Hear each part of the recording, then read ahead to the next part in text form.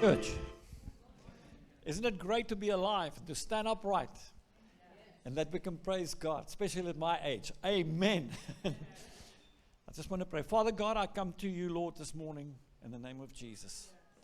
Father God, you are truly an awesome God, a mighty God, a God that loves us so much, Father God, that He gave His only begotten Son to die for us on the cross of Calvary.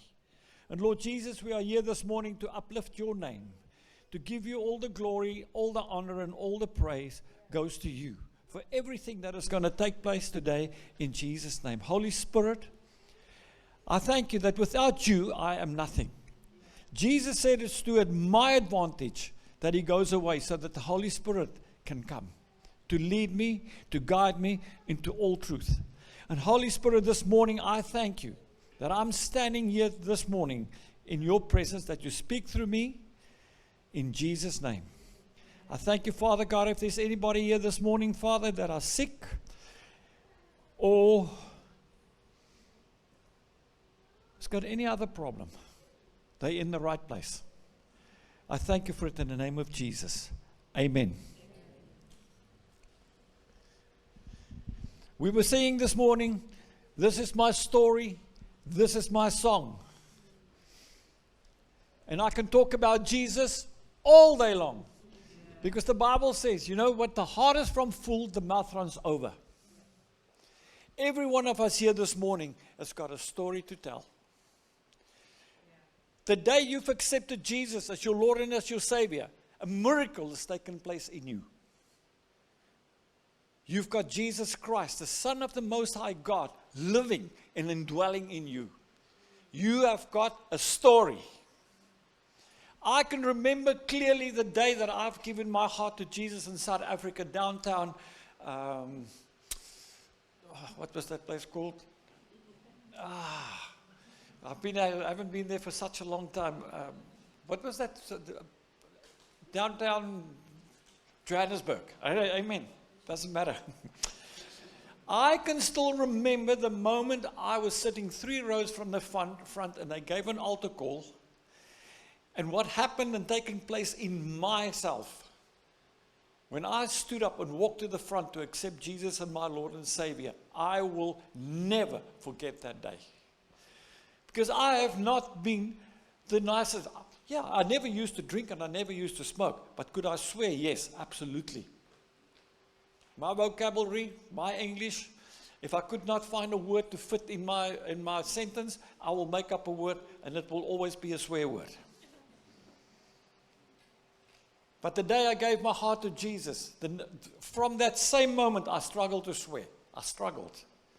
Sometimes the devil wants you to swear because you can get mad at a horse, you can get mad at anything, and you know you're going to say it, and then you say, okay, Lord, please forgive me for what I was doing. Amen. The Word of God tells us, now I'm an evangelist. I love talking about Jesus. I love talking about the experiences that I've had with God. And I like to share it with people because that's who I am. But every one of us here has got the ministry of reconciliation. Every single one here have got a story to tell. And what does the Bible says? They overcame them by the power of their testimony. We have got a testimony to share to people. Why do I tell people about Jesus? Because of the Great Commission? The Bible says Mary went to the tomb, and John 3 and Mark 16, she went to the tomb to go and visit the gravesite. And when she got to the tomb, the grave was open. And there was a white man, a person sitting there in white clothing, and said to her, Jesus is not here. He's already raised from the dead. Now Mary, the Bible tells you, 7 demons were cast out of her. She was a demonic before, and Jesus set her free. And Jesus appeared to her first. The first evangelist was a woman. Don't be fooled. She was a woman. She ran. And you know, one thing that struck me when I was reading that scripture, she says, go and tell the disciples and Peter. Why did you make it too different? She should have, the man could have said, just go and visit, tell the disciples. But he says, and Peter. Because Peter was the pillar in the church. God used him. When God touched him, that man could not keep his mouth shut. The cock crowed 3 times, because Jesus told him that you will deny me 3 times, where he said to Jesus, I will never leave you. And Jesus said, before the cock crowed 3 times, you will deny me. What made him back off? Because he hasn't had a revelation yet of who he was in Christ. But the moment he accepted Jesus as Lord and Savior in the upper room, and the Holy Spirit came down on them, they led 3,000 people in one shot to the Lord. That is amazing. Because he was so full of God that he could not keep quiet. Now, I'm not blowing my own trumpet, please. I don't have a very good education. I can shoot horses. I used to be an introvert, but not anymore. I cannot keep my mouth shut. I like to talk to people about Jesus. Jackie is here this morning. How long have I been shoeing horses for you, Jackie? How long have I been shoeing horses for you? Yonks, eh? And did I ever leave your place not talking about Jesus? Never. And she's sitting here today, and I've got a high respect for her. I prayed for her at the stable because her back was in pain. I hope you don't mind not talking about it. That's all right. Okay. So she struggled with her back, and I said, can I pray for you? And so she said, yes. I put her on that step where the horse, you climb on a horse. And she struggled to pick up the bucket, for the food. And I prayed with her, and God healed her. She walked away from me. She said to me, what did you do to me? I said, I didn't do anything. Jesus did. Mark 16 says, after she appeared to Mary went to the disciples, and they did not believe her that Jesus got raised from the dead. So Jesus appeared to them, and he rebuked them for their unbelief and their hardness of heart and not believing what Mary said. But in the same breath, he says to them, go into the world, preach the gospel to all creation. The gospel means good news. If a person has got cancer and you go to the person, you pray for him and he gets healed, or you tell him that Jesus can heal you, isn't it good news when the person got healed? It's good news. That is why Jesus died on the cross. He paid a price there not only for your salvation, but he paid a price there for your healing too. I like to read Psalm 103, and that is before Jesus even came into the world, where God says, I am the God that heals you. It was already in the old covenant. When people say that these things has passed away, they are wrong. Jesus says, I'm the same today forever. He will never change. The gospel is the same as 2,000 years ago when he got raised from the dead. And the Bible says that the same Spirit that raised Jesus Christ from the dead dwells in you. Yes. Amen. So where is the power of God? The power of God is in you. When you go anywhere, the devil do not see you. He sees Jesus Christ, the Son of the Most High God, inside of you. You can do all things through Christ Jesus who strengthens you. Amen. You do not have to. The Bible says that Paul said, I am not afraid of the gospel of peace. Listen. I am not ashamed of the gospel of Christ, for it is the power of God to salvation for everyone who believes, for the Jew first, and also for the Greeks. For in the righteousness of God, for in it the righteousness of God is revealed, from faith to faith, as it is written, the just shall live by faith. Have you ever seen Jesus? No. Some people has, because Jesus appeared to them. He appears to Muslims and to Jews today. When you go and you look at what God is doing with the Muslims and the Jews, it's believable. Because He appears to them face to face. That's how much He loves them. That's how much He cares for them. Now, I've never seen Jesus' face. I've read in the Word that He died for me. And that I need Him as my Savior. And I accepted Him by faith. Not because I've seen Him, by faith. The moment I've accepted Him, He changed me.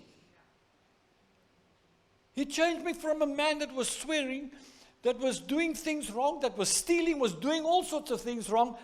He saved me. My friends come to me and they say to me, oh, so Nico, now you're not going to discotheques anymore. I said, no, don't think because I've got to accept Jesus, my Lord and Savior, I'm not going to come and to dance with you anymore. No, I'm going. So I went. And I'm on the dance floor, doing my thing. And all of a sudden, the Holy Spirit said to me, get out of this place. Nobody had to tell me. The Holy Spirit took care of me. This is why I will never tell a people. I've been to a church, a dominee in South Africa. I mean, the Dutch Reformed Church. You know what I'm talking about. He grabbed the pulpit like this. I remember, I was a kid. He says, all you sinners, you drink and you smoke and you go dancing, you're all on your way to hell. Really? He preached condemnation. Jesus didn't come into the world to condemn you. He says He came into the world to save you. Condemnation is from the pit of hell. I've got no right to tell you that what you're doing is wrong because I've been in the same spot as you are. The Bible says there's not one righteous one. No, not one. For all have sinned and came short of the glory of God. There's no one righteous. I've got no right to tell you that you're on your way to hell. You know what? You know it yourself. I don't have to tell you. You know what is right and what is wrong. But Jesus comes and He gives you the way to salvation. Through His Son Jesus. You'll never hear a man when he smacks his fingers says, oh, Hare Krishna. Oh, Muhammad. And then they put the effort in. And no, you always hear people swear in the name of Jesus. And why? Because the Bible says, I have given you a name that is above all names, and that every knee will bow and every tongue will confess that Jesus Christ is Lord. He is the Lord, He's Lord. And the devil knows it. So what is he trying to do? He's trying to make that name weak. But when I use that name to pray for people that are sick, God touches them. When I say to the devil, now you get out in the name of Jesus, you get out and you go. The authority that God has given us is in the name of Jesus.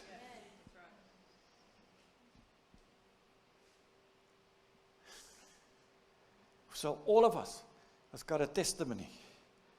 There is called the Great Commission. And Jesus rebuked the disciples for their unbelief. And He says, now you go into the world and you preach the gospel to all creation. And they that believe and are baptized will be saved. And they that do not believe will be condemned. And these signs and wonders shall follow them that believe. The church is at fault for not seeing the miracles, the signs and the wonders, because they think it's passed away. Nothing is passed away. It's the same today, yesterday, and forever. Everything is still the same. The Word of God will never change. Never. The power of God will never change. Amen. So everyone that is sitting here this morning, when you've got Christ Jesus in you, where is the power of God? In you.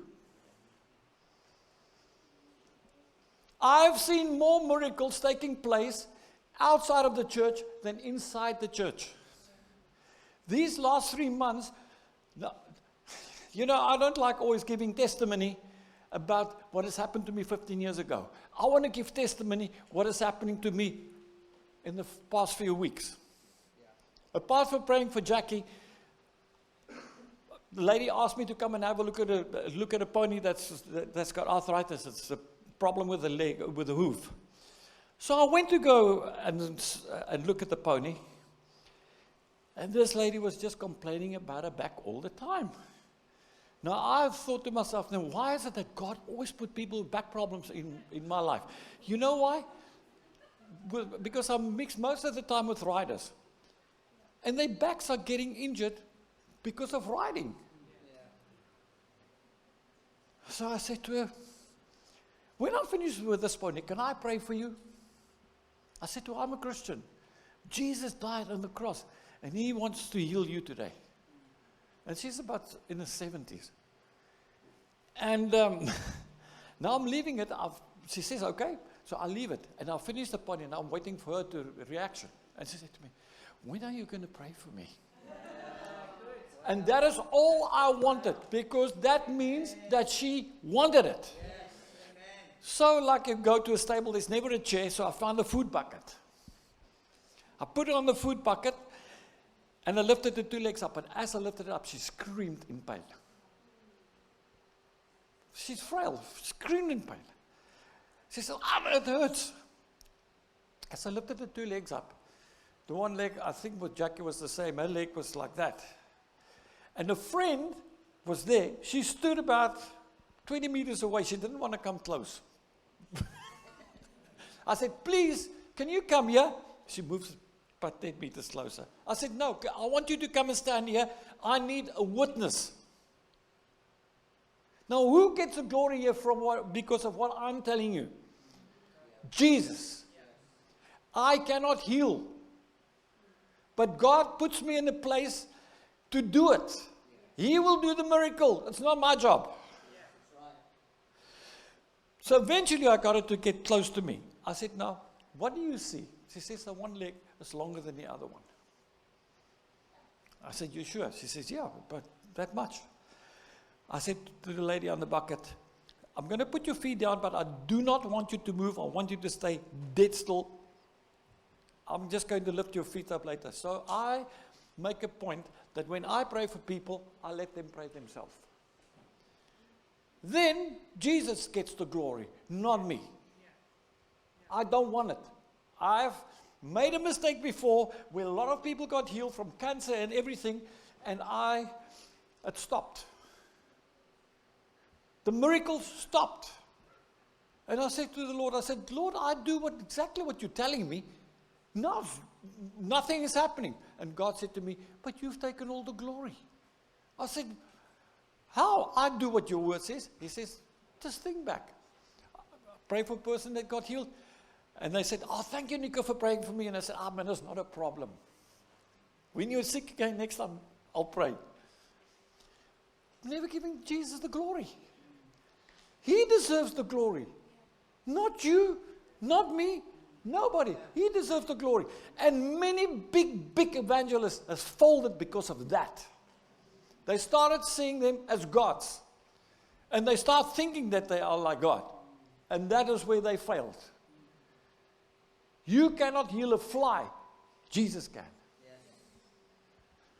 So I got her on the bucket and I said to her, now pray after me. So the old lady closes her eyes. I pray for her. I said, Father God, I thank you. I come to you in the name of Jesus that I do not know. But Father God, if you're real, I'm asking you to heal me in the name of Jesus. I thank you, Father God, as Nico lays his hands on me and lifts my feet up, you're going to do something. You're going to heal me. And exactly as I lifted the legs up like that, that leg just shot out. Straight like the other one. I grabbed her hand. I jerked her up on her feet. I said to her, now, touch your toes. She touches her toes. I said, do something that you couldn't do. She said, I couldn't lean backwards. And I put my hand behind her back and I said, now lean. And she leaned back. Pain was gone. The pain was gone. And I wanted to lead her to the Lord. The Holy Spirit said to me, no. So I wait. The other day I got another phone call to do horses. And here's the lady also complaining about her back. A son was standing there. The same thing happened. I prayed with her and God healed her instantly. The son was so amazed that he started crying. And I led them both to the Lord. 4 people got saved in a if I can do it, you can. Because you can do it, you do it under the anointing and the power of the Holy Spirit. It's not me. I'm not ashamed. If people want to laugh at me, they miss out. They're on their way to hell. The Bible says clearly here that not everybody will believe. There's nothing you can do about it. A miracle, a sign and a wonder can take place in front of them, and they will not believe. I took a friend of mine in South Africa to church, William Venter. He was in the SAS, like a SAS in the Rhodesian army. Very tough guys, I tell you. I took him to church, and the power of God grabbed him, that he grabbed the chair in front of him, that his knuckles went white. He says, what is going on here? What is going on here? And he thought he was hypnotized. But God got a hold of him 20 years later. He phoned me, he says, Nico, you will not believe what has happened to me. He says, I've given my heart to Jesus. Amen. Amen. Nicodemus, in John 3:16, Nicodemus came to Jesus one night and he says to him, Rabbi means teacher. He says, we know that you come from God, because no man can do these signs and wonders that you do unless God is with him. And Jesus didn't turn around and say to him, hey, you better believe in me. I'm the Son of God. He says, Nicodemus, I say to you, marvel not that you must be born again. You must be born again. And Nicodemus is a very smart man. He must have had quite a few degrees in those days, because he was a learned man, the Bible says. And he looked at Jesus and he said to him, but how is it possible that I can get back into my mother's womb a second time and be born again? How can I do that? You see, he worked everything out with his head, like a lot of clever people do. But Jesus wasn't talking about a physical born again. He was talking about a spiritual born again. He said to him, Nicodemus, marvel not that you must be first born of water. Natural birth. Then the Spirit. And then he said to him, Nicodemus, marvel not that I say to you, you must be born again. The book of Romans tells us that if I believe in my heart and confess with my mouth Jesus is Lord, I will be saved. Not maybe, I will be. I will be. And then when we look at the Great Commission, and Jesus, all these signs and wonders will take place. They will speak with new tongues. They will lay hands on the sick and they will recover. Then the Bible tells you, and they went forth, preached the gospel everywhere. And the Lord did what? Confirmed the word by the signs that follows. So if I go out and I preach the gospel, I expect the Holy Spirit to do something. Because my trust is in Him. Not in me. I do what God tells me. And when I do it, He does the work, not me. I am just His vessel. I thank you, Father God, my feet, your feet, my hands, your hands, my mouth, your mouth. I thank you, Lord, that wherever I go, wherever my foot shall tread, that you shall give unto me. I thank you, Father God, I am light. And where I walk in, Father God, your light walks in. And darkness has to flee.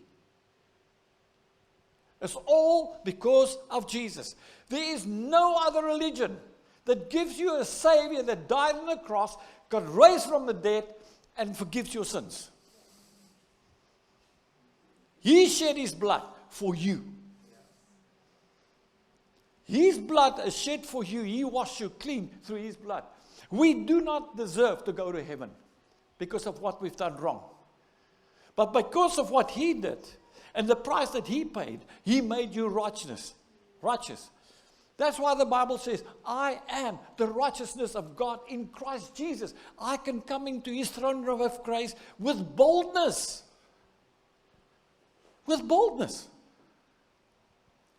God's over here, I'm over here. Jesus, there's this big chasm here. Jesus paved the way for me to get over that chasm. So when he says, I say, Father God, I come to you in the name of Jesus. I'm stepping into my Father's presence. Yeah. And in his presence, there's fullness of joy, there's peace. Yeah. All good things are there. Yeah. That's my Jesus. Yes. That is why I love him. A week ago, shoeing horses again. There's these two donkeys.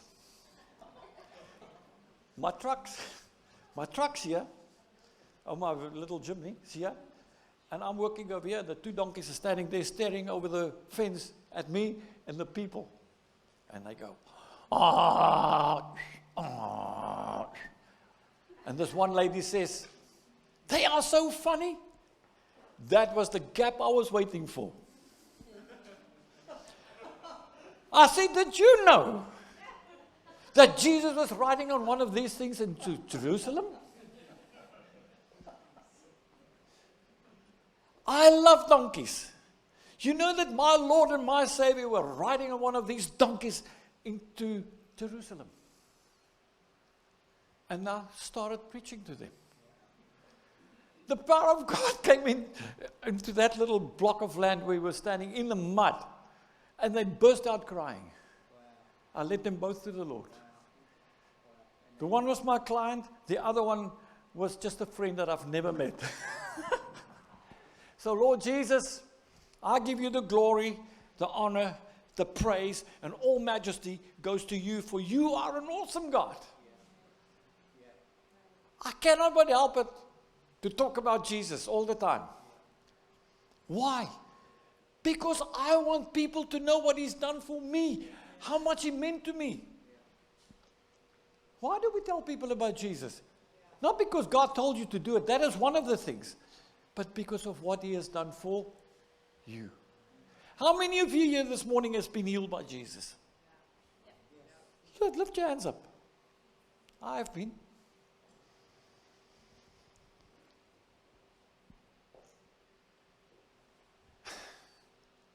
I've seen people change from being a piece of rubbish to a diamond. My one friend, Billy, in South Africa, and I will tell you something, he got saved. He was molested as a boy. And so he did the same thing. Because that same evil spirit that was in those people just jumped into him. He did the same thing.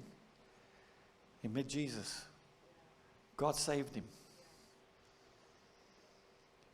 Many years later, he met a girl in the church. And because he was homosexual. But he changed. And he really fell in love with this girl. So the church has got to be responsible for people. And he's thought that he's going to tell her about his past before he marries her. He should never have done it, but he did. She ran to the pastor and told him everything that he said, and they kicked him out of the church. Now, is that Christianity? No. No. I have been asked by a church in South Africa not to bring the drug addicts into the church because they interfere with the people. So what is the church for then? The church is for the brokenhearted. The church is for the brokenhearted. For the people that think that they cannot be loved anymore. We have got that responsibility to go to the brokenhearted. The brokenhearted will not get in here. We've got to bring the brokenhearted into the church and into the fold of Christ. And we have to be able to walk with these people step by step. And Billy was a broken man after that. Thank God that I had the chance to speak to him. I said to him, Billy, unfortunately, some places a church is a business. They're only concerned about how many people they've got on their seats. It's not how we should be. Every person that's sitting here should have the heart of Christ to see the brokenhearted coming in. For the message of the cross. For the message of the cross is foolishness to those who are perishing. But to those who are being saved, it is the power of God. I can carry on and on and on. Last week, 2 old people that are Christians, God uses them when they're out back, outdo the horses. And there was this drug addict that they took in. And I prayed with him, and I've broken the power of the devil over him.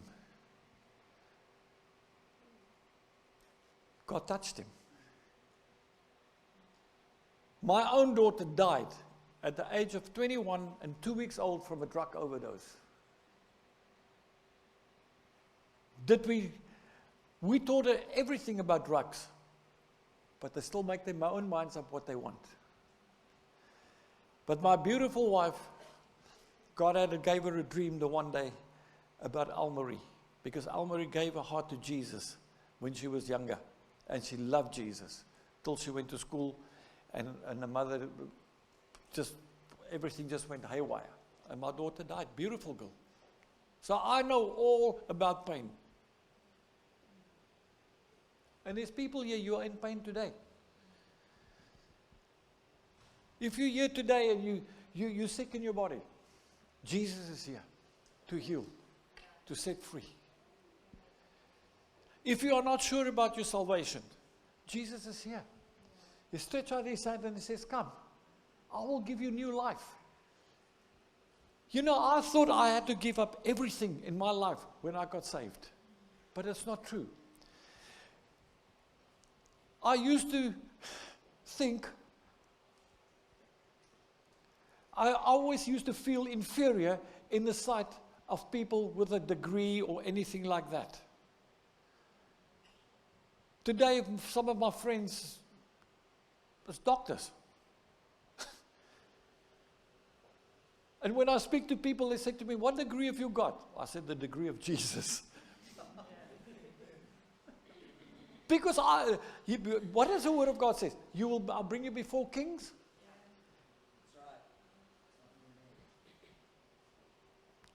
And I've been there. Arthur Blessed.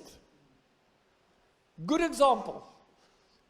Kings took him and they were Muslims, into their palaces. Because you know why I can do that? Because I am a king's kid. I belong to the Most High God, the King of Kings and the Lord of Lords. He is my Father. That is why I can stand before kings. Amen. Pastor Harry, I want you to play that song. I want you guys to listen to this song. And then I'm going to do the following before we play it. If you got sickness in your body, I want you to come to the front. If you want Jesus in your life and you know you do not have him and you're not sure of your salvation, I want you in the front. Nothing will give me and Pastor Harry and the church more pleasure than to see a life change. Because that is what the church is about. The church is about saving lives. Saving people. So, Father God, I thank you, Lord, as we listen to this song that Pastor Harry is going to put on. I thank you, Father God, Holy Spirit, that you move upon each and every person's heart this morning, touching them. Father God, to make that decision of going to the front to get healed and to get saved, Father God, in Jesus' name. And if there's people here this morning, you're not speaking in tongues, or you're not filled with the Holy Spirit, I want you to come to the front as well. There is God's anointing is here to heal, to touch, and to set free. In Jesus' name.